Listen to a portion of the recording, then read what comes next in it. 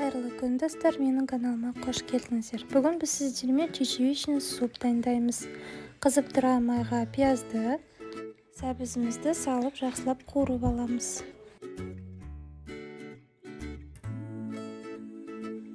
Үстінен сары майды саламыз. Ол еріген соң ұн салып араластырамыз.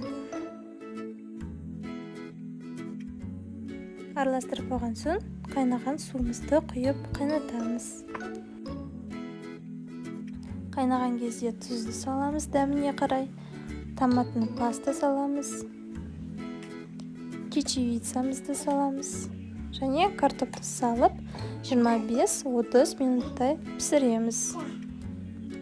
Бізде барлығы пісті. Келесі блендермен жақсылап езіп шығамыз.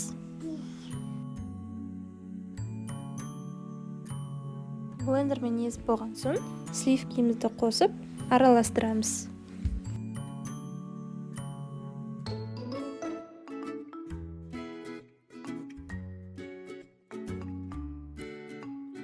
Біздің асымыз дайын. Өз қалаларыңызша сәндесеңіздер болады. Лимонмен, сухарикпен берсеңіздер өте дәмді. Мен осылай сливкімен жасадым.